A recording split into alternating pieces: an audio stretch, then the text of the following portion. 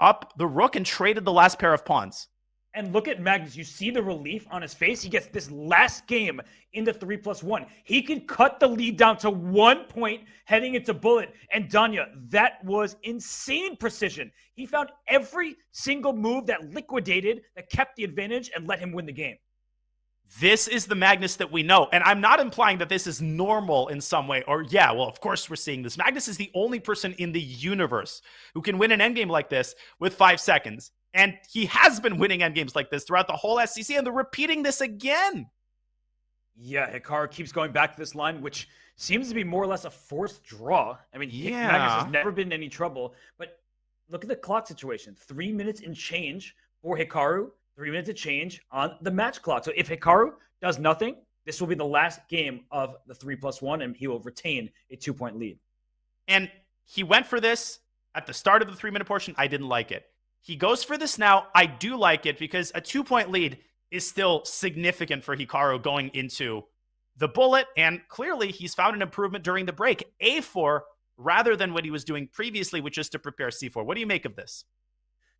Well, I think it at least gives us something new to talk about.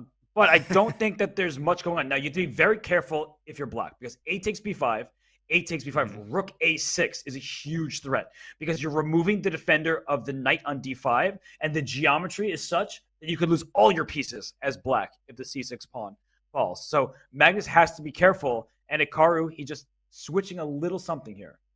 And a professional approach by Magnus. He takes as long as it takes to find what was the only move to maintain the balance. I checked. And now you are just in time. AB, rook A6. The rook captures on B2, but more importantly, it forces the bishop off of this diagonal. Hikaru basically has to bail out with bishop takes D5 check. This game, I'm quite confident is going to end in a draw. Just look at Magnus's body language. He feels satisfied and confident. He seems as engaged as he's been all match. More engaged than he's been all match. He really is. And if you're Hikaru here, don't take any unnecessary risk. I know you're probably displeased that you had a 4-point lead. Now it's down to 2. And you're playing Magnus Carlsen, who can beat anybody at any time, right? Once he turns on the jets, he may never look back. But if you're Hikaru, he's just what he's doing. He's just going to spend a lot of time. He's probably going to simplify, make the draw, and then go into bullet with the lead. Both players have to take a breath. As experienced as they are, there's going to be a lot of jitters to go around in the bullet segment. He does take B5. How exactly do we bail out without losing a pawn here? Because rook takes B2, Robert. And after rook B3, don't go rook D3 and allow B4. Move your king or move your F pawn. And this is a draw.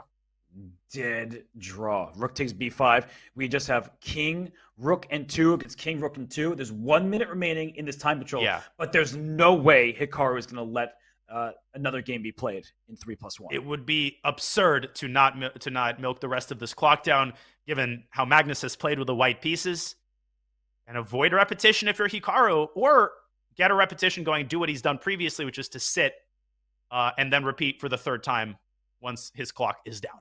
Oh, I thought that's what he's going to do. I thought you were saying do what he did previously and win a rook again, like he did against Nihal Sarn. We had almost this exact structure. He was on the black side of it, and Nihal got himself skewered.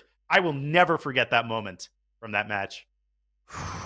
Wow, we are going to have a 2-point lead for Hikaru Nakamura. Now, if before the match you said, Hikaru, you'll be up by 2 points going to bullet, he said, of course, give me that lead. But I feel like right now he has to feel a bit disappointed. It's hard to put losses out the window, especially when they're recent, because if we just look at the last bunch of games, it is Magnus Carlsen who's been on a bit of a winning streak, and they made a draw. It is the end of the 3+1.